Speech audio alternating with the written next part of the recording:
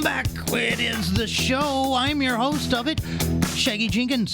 It's 88.5 FM, the voice of Maui. Today, we'll be tackling some of the news with some of the people that have the views. By the way, if you haven't caught it yet, you can also catch the show on your TuneIn radio app. Just search for KAKU and online at our website at akaku.org. Joining me today on our panels of experts, it's going to be from Power Up Comedy here in Maui. Also, all parts in between of Connecticut, because God knows I don't think something like this could be made in the islands. Ladies and gentlemen, Chuck Sauce. Good afternoon, everybody.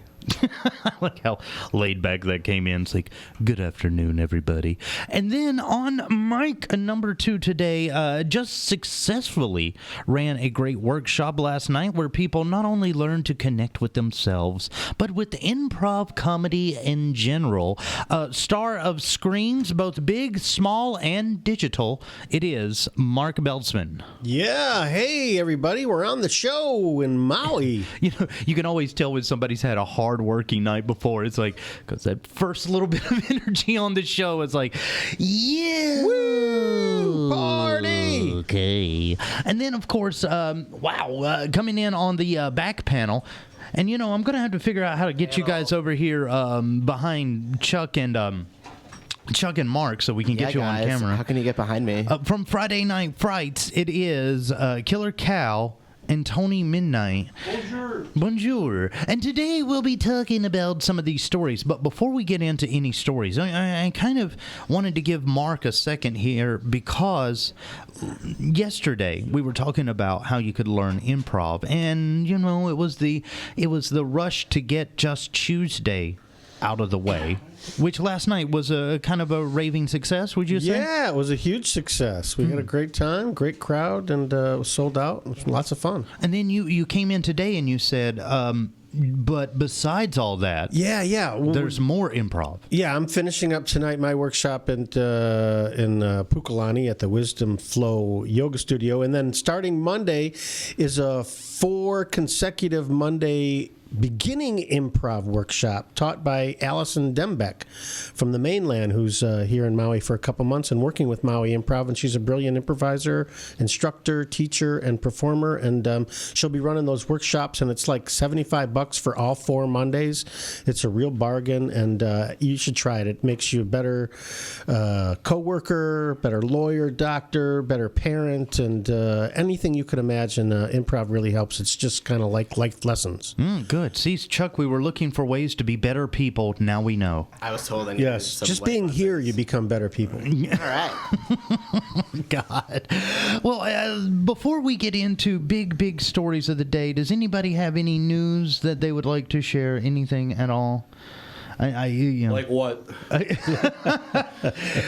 Well, yeah. Okay, there you go. So nobody has anything that they saw? Can I shamelessly self-promote stuff? Yes, you can. All righty. As long as it's shameless. It's very shameless. I'm 100% involved in this. Okay. So this Friday night, November 20th, and Saturday, November 28th at 7 p.m. at Maui Pro Arts, I'm hosting a comedy series called the Boob Tube Comedy Series. Boob Tube! Boob Tube! Yeah. You know, Jonathan Lehman mentioned that to me last night. Oh, I spoke to Jonathan earlier today. Yeah, He's cool. a handsome man. I love him. Great guy. Yeah. So that's what's going on with you? That's what's going on. You know, can I just say, in the last 2 days, I have learned so much about the Pro Arts Theater. I almost did it again. Yeah, Pro Arts Theater Center. I for some strange reason, I have this thing of calling them the Pro Arts Maui Center. Pro Arts Center. Yeah. Yeah. It just sounds so much more official to me. It is the center of Pro Arts Theater. Yeah, it really is. Oh, speaking of things that are in the center, joining the center of the 2 comedians, she's having a little funny sandwiches. No, I'm just kidding. From the Daily Riff. Trying to figure out where to put my legs, right? Yeah, I know, right? Story of my life. I got him. Oh, okay. Yeah, there's only so much area to go around on that side of the desk. It's CJ Westerberg. Welcome to the show. Hello. So guys and gals, let's talk immigration real quick, because this is a story that that the guys over here, Friday Night Frights, are responsible for bringing to the desk. They're like, Shaggy, man, did you see this? David Ige. I just brought the paper in, buddy. Yeah. No. It wasn't you that was doing the amping. It's the Flava Flav of horror over here. Killer Cal. Flava Flav. I mean, obviously Tony Midnight, brains of the show. Killer Cal, hype man of the show. But he comes in and he's got this paper mark and he's like all up in my face with it. He's like, man, this is the story we're doing. This is it right here, man. Ige is saying 10,000. Mind you, this was yesterday. Yesterday's news. 10,000? I thought all of the U.S. was going to be 10,000. Well, no, that's state specific. Like when we were talking about, other states across the union right now are saying, oh, well, we're going to turn them away. Ige just basically said, look, if you're going to turn them away, then let them all end up here. So real quick question, though, given the horrible things that happened in France last Friday, and we'll start over here with Mark Beltzman. Mark, do you see any concerns, safety or otherwise, that the United States would be worried about when it comes to dealing with refugees from the big fallout in the Middle East? Well, nothing more than we've been dealing with for the last, 200 years. I mean, it's nothing new. See, it's the same. The problem is, in my opinion, is they're reactive. They're not proactive. They're not preventing and dealing with the issue. They just wait until something happens and then they react to it, and then everybody has this reaction to what they're trying to prevent. And it should be proactive. And that's the thing, because we've been watching this situation develop for the past 2 years with Assad. And just now, European countries are dealing with this huge influx. And now in the United States, all this time later, we're like, oh, crap, we better do something. Yeah, I mean, it's terrible what happened over there. And it's, no different than what happened in New York, it's just about people. I don't understand what they're trying to achieve, really.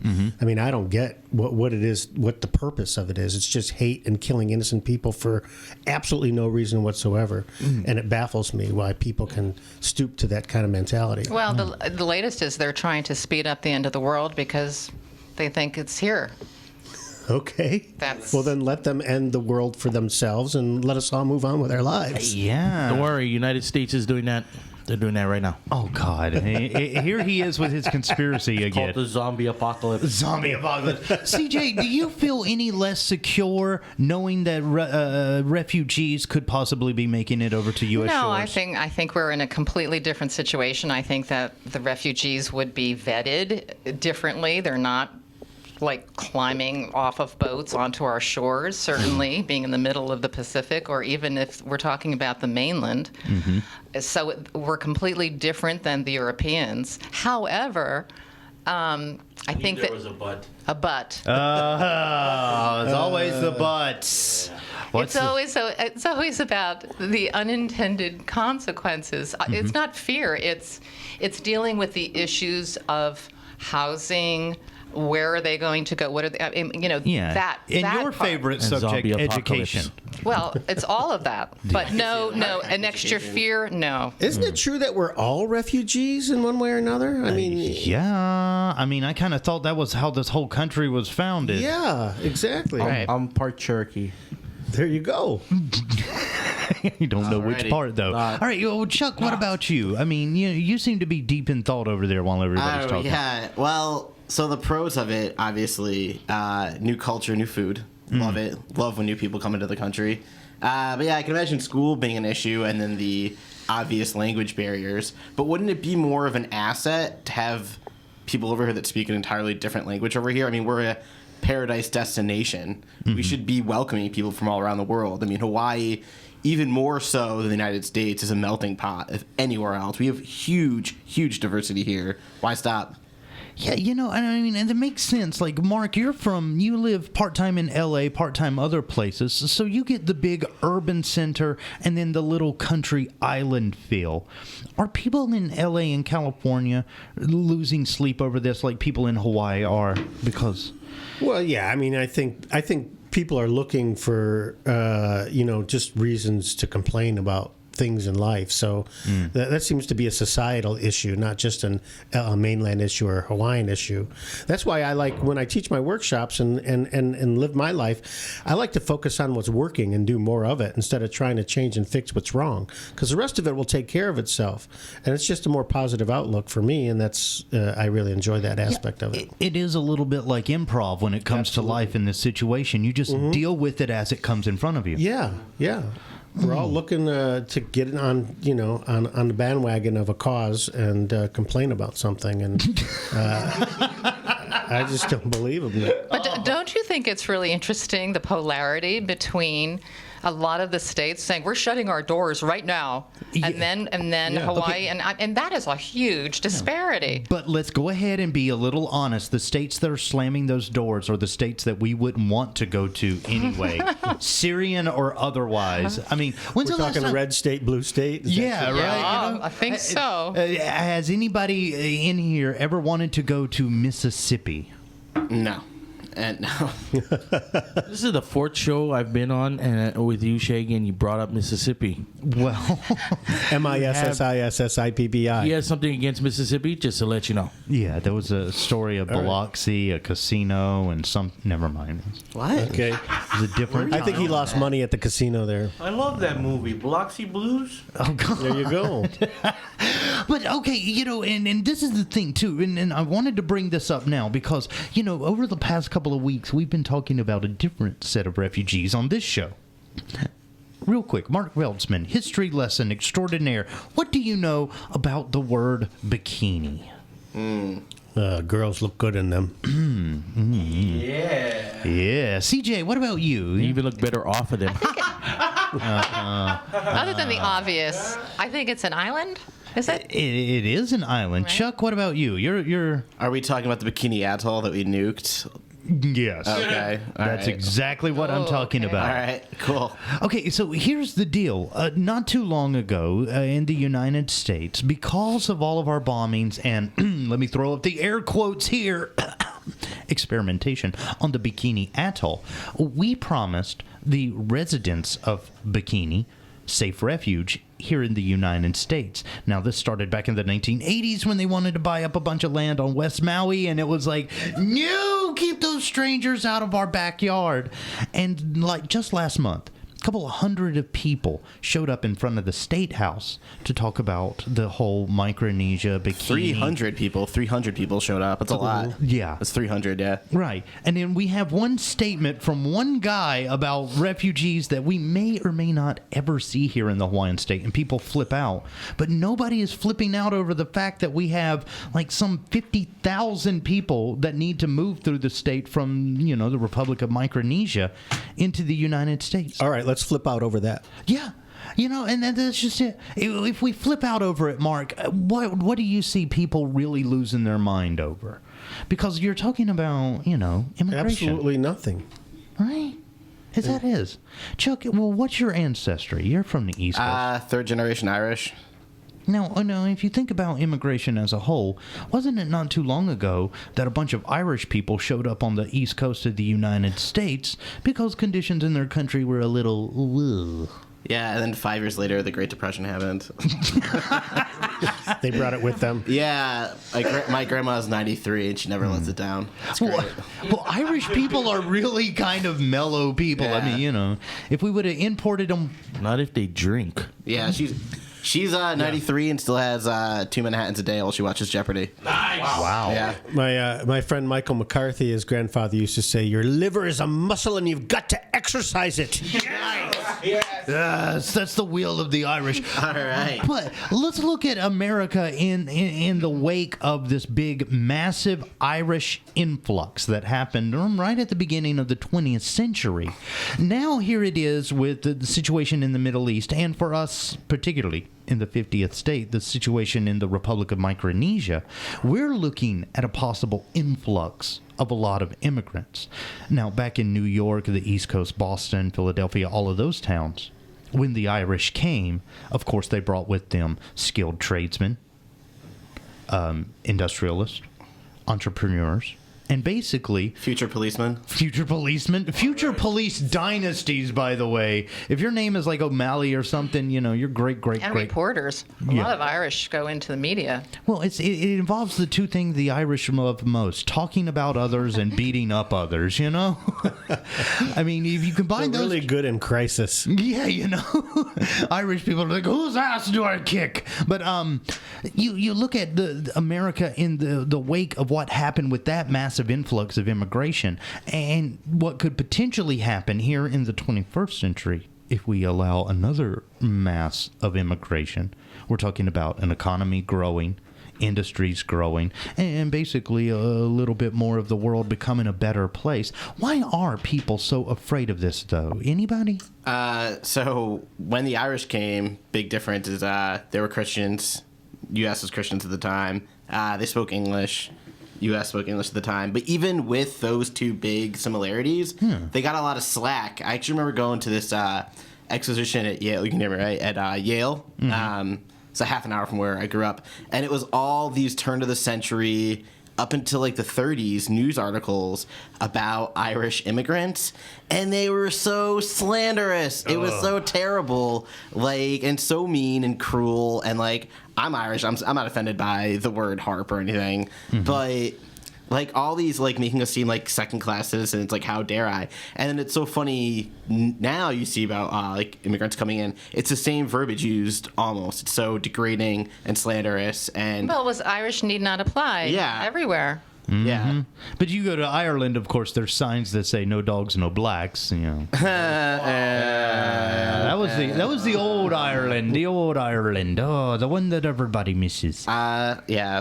So But, France doesn't seem like that. I mean, they seem, I could be wrong, but it seems that they're less of okay, we're here, lift up the ladders, right? yeah, but France Ladders, that's what they're calling them these days, huh? France has had racial tensions for years. Remember when that kid died? He was running through a factory and the police shot him or got electrocuted a couple years ago. There were 4-day riots right outside the town of Chartres that's having the riots now. Yeah. So this is a long time coming. They've been letting immigrants come in for a long time at big numbers. Yeah, but see, this is the thing that gets me. Everybody, can we honestly, and anybody can answer this question, can we look at France and then look at the United States and say, okay, well, maybe we should be worried the same way that they were worried in the wake of last week's attacks? Anybody? Because I don't see the same country there, I think France has their different way of dealing with things than the United States has. Wow, man, I've stumped everybody, haven't I, on that one? Huh? Yeah, see? I do think Europeans are less isolated. I mean, we have two borders. Donald wants to build one big one. We also have Canada, but we're not surrounded. And why aren't we more worried about Canadians? Yeah, we wanted to build a wall with Mexico, but a pipeline from Canada. Come on. Yeah, I know. People can't walk over the border up in the north. I mean, Mark should be concerned because if you look at That's entertainment, because Canadians are white and the Mexicans are not, and that's probably part of it too. So, there's a certain.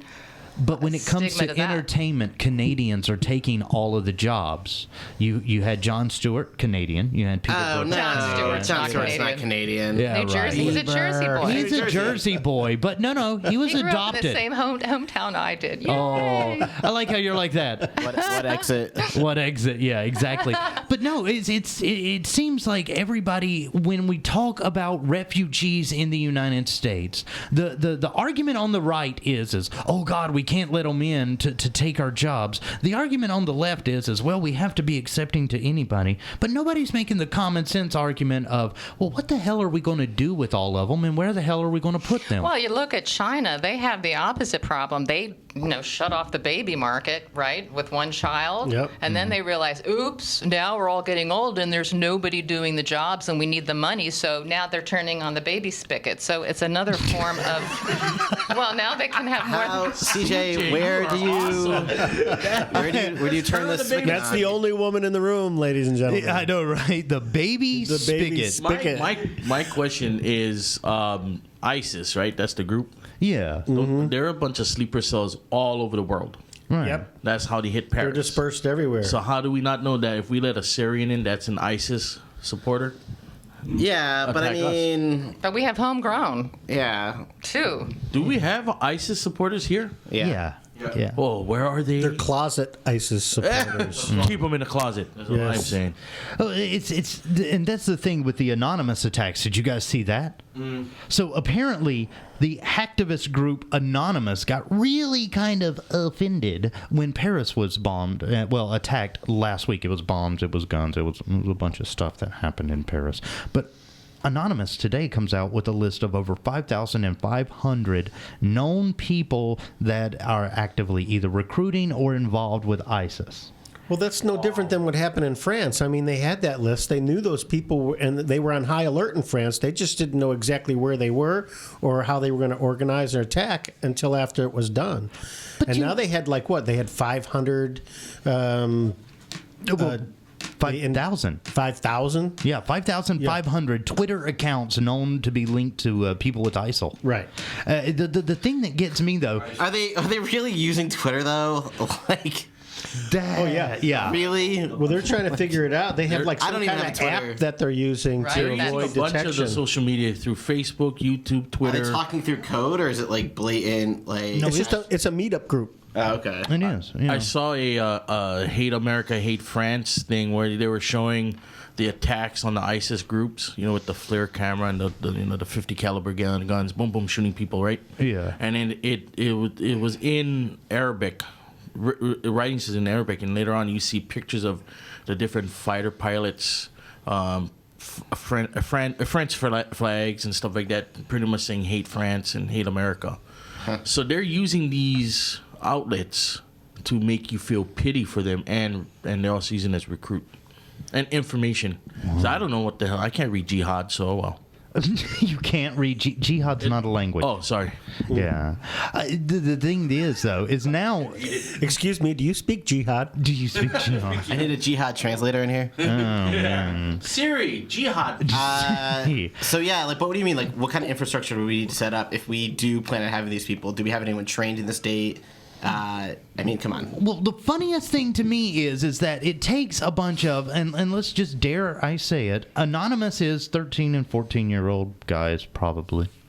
You think it's like 14-year-olds? I think it's 14-year-olds. And they've basically, in 24 hours, done more damage to ISIS online and their propaganda machine than the last 5 years from a coordinated effort of the CIA, the the NIS, and all that. I don't know. I mean, do those organizations exist to actually do anything? Yeah, they're supposed to. They're supposed to I don't protect think us so. at the end of the day. CIA? I'm pretty sure that the CIA exists just to exist. They don't actually do anything. Really? Yeah, they kill people once in a while, and they spend a lot of money, but they don't do anything. They're too busy with the aliens. Yeah, they don't actually do anything. I thought the aliens was some other organization. That was the Air Force. The CIA, but the Central Intelligence Agency obviously has to deal with intelligence of Well, Chuck brings terrorists. up a really good point, though. They've been behind the ball a bit, the tech I department. don't think they actually do anything. They need younger people. They need diversity. You can't just have a bunch of, well, extra push. Where's the Department of Tobacco and Firearms when you need them? Yeah. You know? They'll let people have it.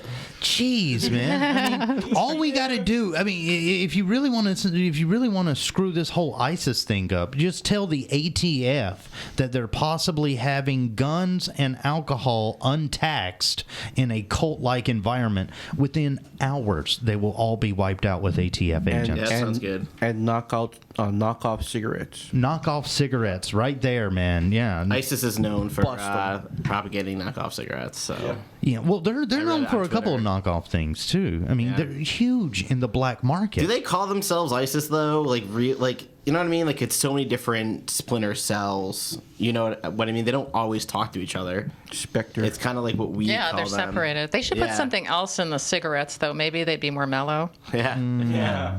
No, You know, Some Afghani. and that's just it. You know, in this country, we're still having the debate over marijuana legalization. Yet every day there's stories on the news where you're going, clearly that man needed a joint. I think Hey, we, also- we could probably fix the problem if we just gathered up like 100 versions for each of them and get them exactly what they want. I mean, isn't that the whole point of the end of the world? Yeah. We're supposed to get 72 virgins when they get to heaven or something like that. They don't I think exist. that's only one part of the promise. I mean, I don't know. It's also a whole different mindset. I mean, they are coming from a group of people who feel like they've been slighted for centuries, and this is their opportunity to fight back. they're growing up bored. They're growing up uneducated. There's nothing ahead of the road for them. There are no jobs. There's Wow, nothing. you're describing American youth as well, though, Well, CJ. you know what? That's connecting the dots. We should take a look at perhaps what is going on in this country. Maybe it's not as in depth, but when you look at really, really wealthy countries in the Middle East, like Qatar or Qatar, what they call it, it's Q, I think it's it's ATAR. Qatar. It's not pronounced Qatar. Yeah, right. That's like a really wealthy Middle East country, yet the young men, the boys have nothing to do. They have no jobs, and they're wealthy. So on both ends of the spectrum, you have poverty, and then you have the super wealthy. Nobody has anything to do. So what are they going to do? They're going to be recruited, right? Yeah, you're either going to be financing or fighting. You know, the glory of militia. Like Osama bin Laden, who was rich and bored. And that is a systemic problem. We're going to send troops, we're going to send bombs, but again and again, it's going to keep on rising up because you have bored boys and men growing up.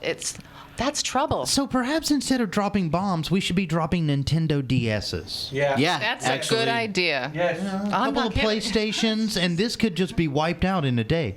See, here's the problem, though, and this is something that, and let me see if anybody else in the room, raise your hand if you knew this. The reason that ISIS is so successful is just like Hamas, in that when they come into an area, they come with their own supplies, food, their own education, their own infrastructures. They police towns.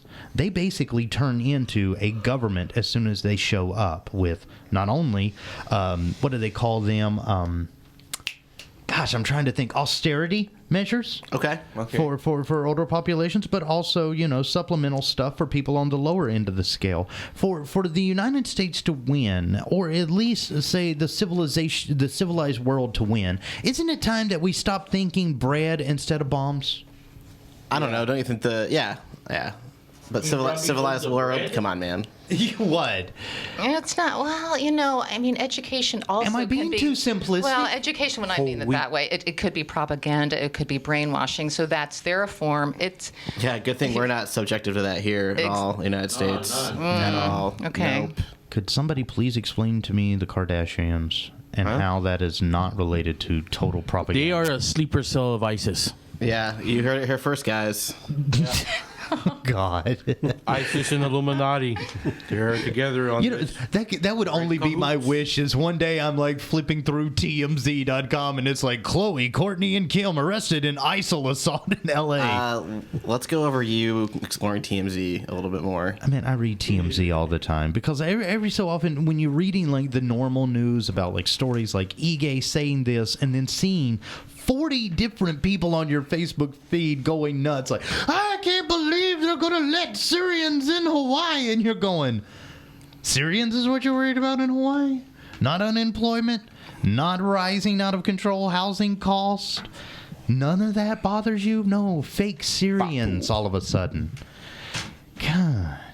Are we got our priorities wrong? Anybody? We even have a homeless problem as well over here. Yeah, and Big homeless problem. just last week, the You're right, homeless and that's problem. what I think people are thinking of. You're right. It's like, where are they going to go? That's a legitimate question when you talk about an influx, no matter who it is.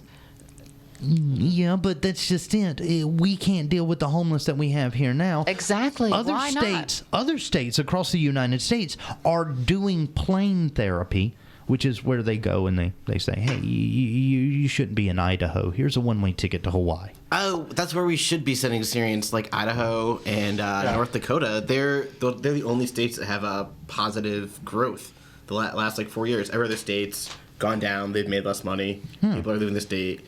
Idaho and North Dakota have gone up. They're having booming economies. What does going up mean? Like 2 people? And Yeah, then like, they had a no. 100% increase? North Dakota's had a huge increase. They have a huge oil boom in the past like 5 years. Okay. Yeah, but the oil boom's kind of went off now that the world markets are kind of, North Dakota is not really growing so much as Frack, baby, frack. There's tons more damage to do up there. But I also have to agree. If we did have people come in, that does create jobs. We can transform old warehouse spaces. That would provide jobs to build. There are They don't do that opportunities. anymore, They though. don't. They don't do They just things. knock it down. No, the Congress, our government can't get their acts together to rebuild infrastructure, even to pass laws to do that. Yeah, but even for that, like even let's say you're a restaurant, how many times do you see a restaurant get completely knocked down, and then instead of like an Applebee's, they knock it down and they put up a Chili's? It's the same restaurant. it's eventually going to turn to the same crap it was before. Yeah. Oh my God, man! And the bad thing is I remember when they did that with Chi-Chi's. Chi-Chi's went away, and then all of a sudden it was TGI Fridays and Chili's and all the old Chi-Chi's locations. Cheese is something completely different in Hawaii, sir. So Chi-Chi's has never left the islands. I had wow, Chi-Chi for breakfast. man! What are you guys doing with this breakfast stuff? Okay. Milk. I don't know what's going on. I just want to on The fact that you said you had Chi-Chi's for breakfast, that must have Whatever. been some I have Chi-Chi's just like you for breakfast. upper female torso, sir. I'm gonna look up what a Chi-Chi means. See, that's bad when you use the word like 6 times before you even look it up. Oops. Siri, what is Chi-Chi? In Hawaiian terms, that means breasticles. Oh. My answer stands. Your answer stands. Oh, man. Well, okay, that's just it, though. It's like in Hawaii, we have enough things to really flip out about. Yeah. We have negative growth when it comes to income. Did you hear this? Not too long ago, they were talking about housing prices, right? And everybody's always talking about, the single unit, right? That's always been the measure, even if you're in L.A. or Idaho or North Dakota or wherever planet Killer Cow is from. They've always measured what the economy is doing by single residence household prices. Well, what they found out, though, is from the year 2010 until 2015, where we are now, it's not so much the single house prices that we should be worried about. The multi-house prices right now, does anybody want to take a guess? Are they above, below, or the same as 2008 multifamily housing prices? Killer Cow. They were way above. They're way above. Tony, what do you think? Above, the same, or below? I'm going with his answer. You're going with his answer. The Friday night guys, Fright guys stick as a team. Chuck, what about you? Above and beyond. Above and beyond. CJ? Ditto. Ditto. Mark? I'm going to say the same.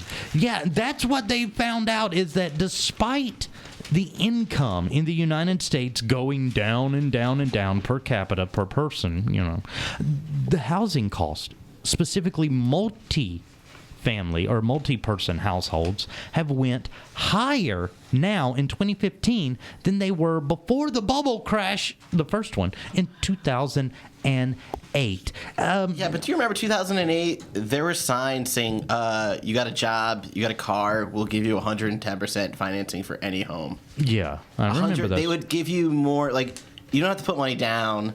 They would give you more money than what they thought, which is just a fugazi anyway, the house is worth. If you could walk in, then they could give you a loan. They'll pay you to buy the house. Push it in, pull it in, tow it in. Yeah, they're paying people to take houses.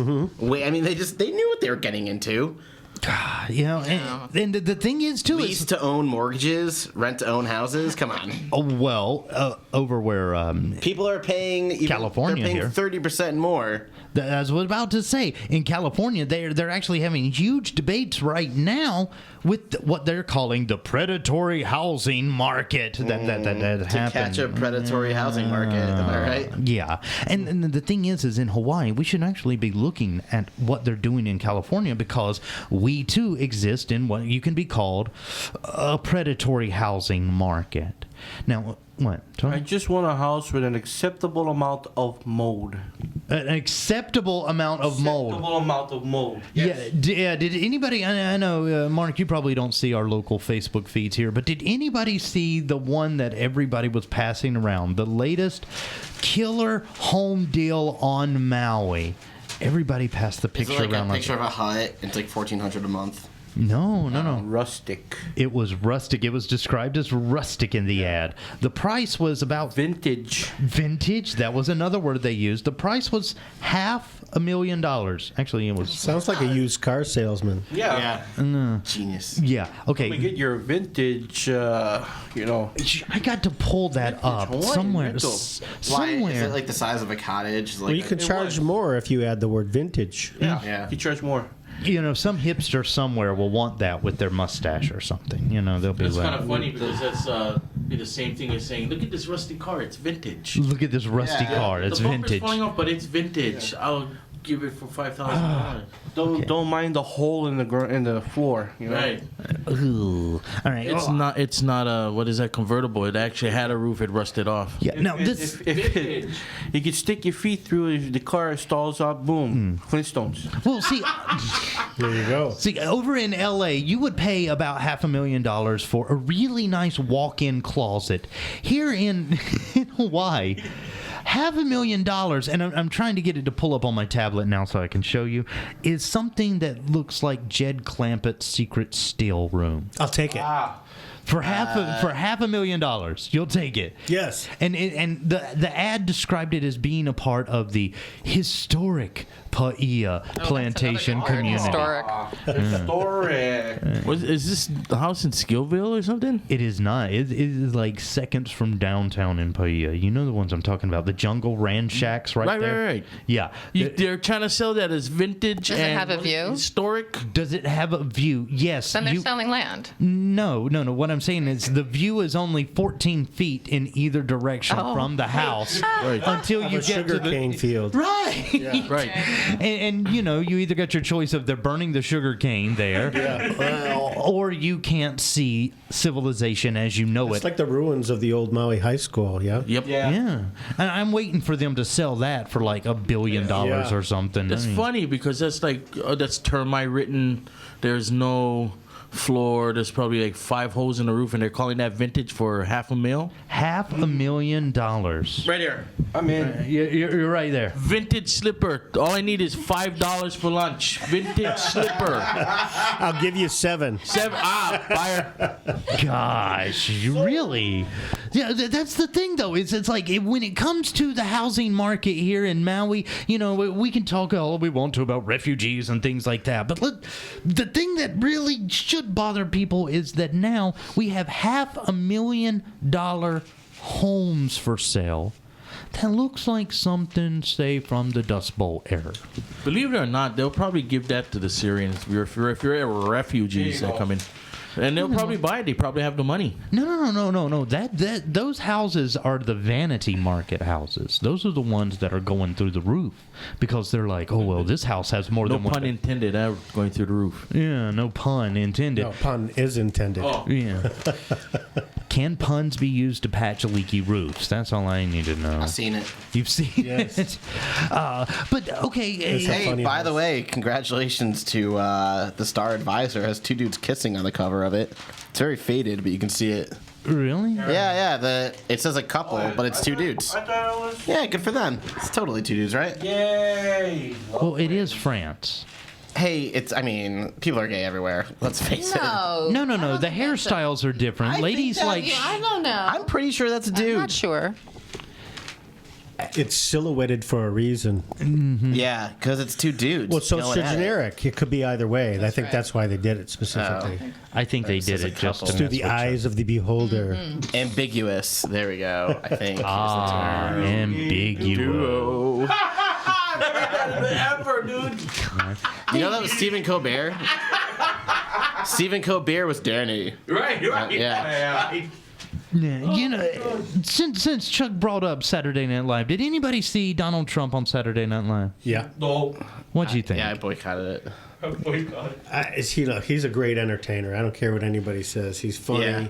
He gets people to tune in. He's always making the news. He's great at branding and marketing. You got to give it to him. I don't think he'd make a great president. Yeah, I was supposed to say that. I was like, what do you think about him being president? No.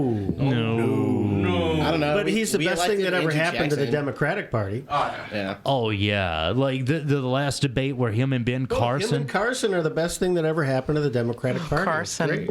Oh God. But I also think that Paris has changed like the perception of us looking at the candidates now, because it's one thing to be just focused on our country, and then when you have something like this happen, now you look at them a little bit differently. Good. Yeah. Yeah, but Exactly. okay, is there a candidate before France? Anybody in the room? Is there a candidate before France that you're like, yep, put that person in as president? Mark, anybody?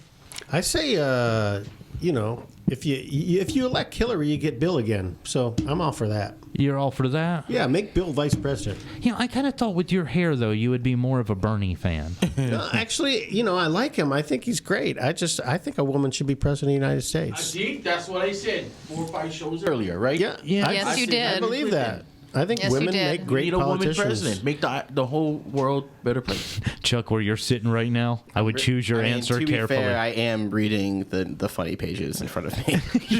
Right? He's like, I am so uninterested in presidential What were you guys talking candidates. about, he says? Yeah. Oh yeah, sorry. But okay, pre-France, is there a candidate? That's a girl, by the way. It's It is totally a girl. dude. It does look like a girl. I don't know. It's a I think you're right. Wait. Wishful thinking. Look at the Who cares chi-chis. anyway, Yeah, look right? at the chi-chi. You see chi-chis. Wait. I have chi-chis. So do we. Anyways, Ouch, guys. I don't mean to change my. I do love Hillary. I would love her as a president. But you said bring back anybody, Yeah. right? Ross Perot. Ross Perot. He's another great character. Oh man, the only guy I know that I'm Ross Perot. Really Yeah. not Ross James Whale? Perot. Yeah. Perot. Ross Perot for president.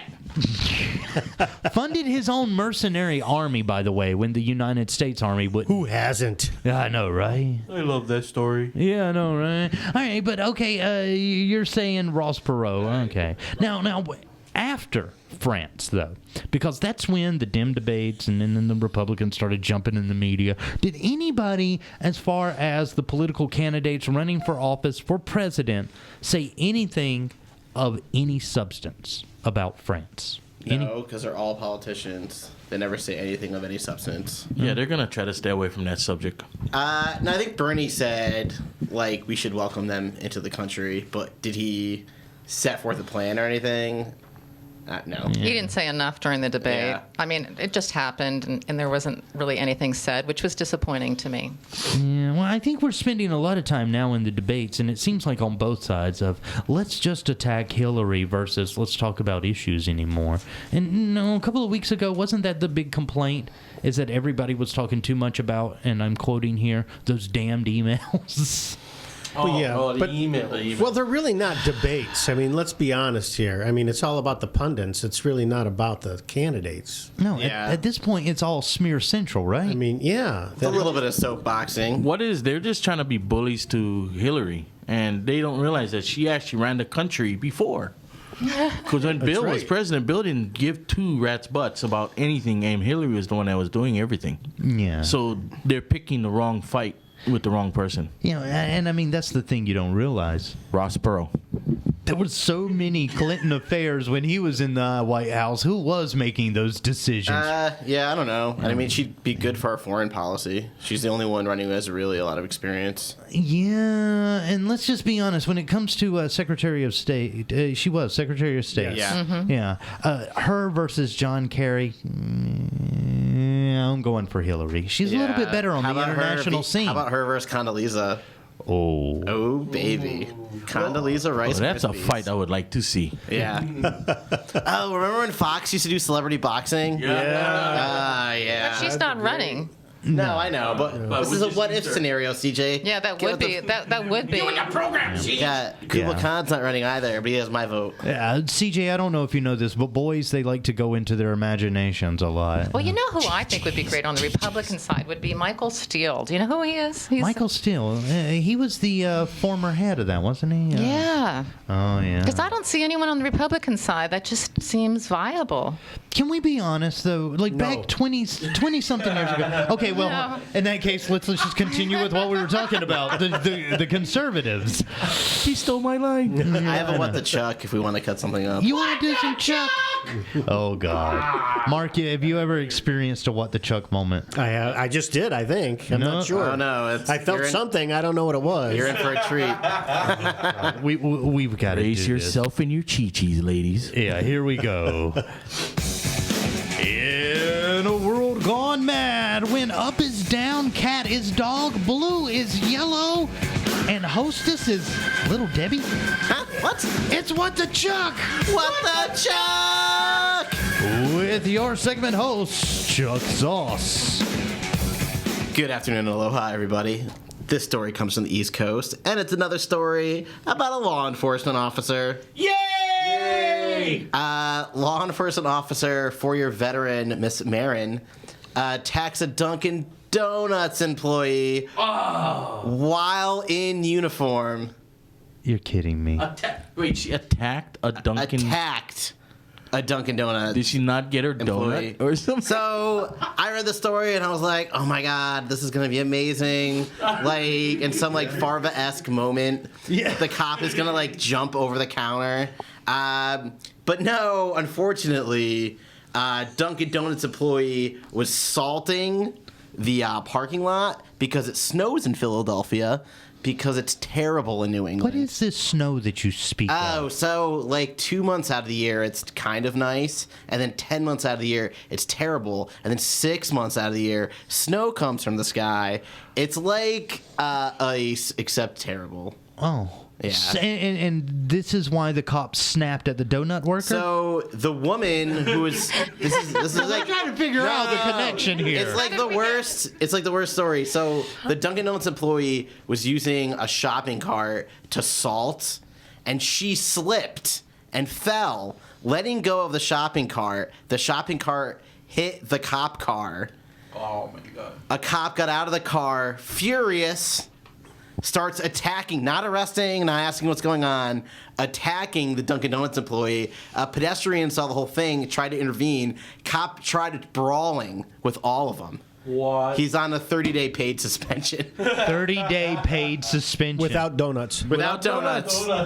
Yeah. I would like to see that cop come here and do that here. Yeah. Guaranteed beat Yeah. down. Thank God there's no ice. See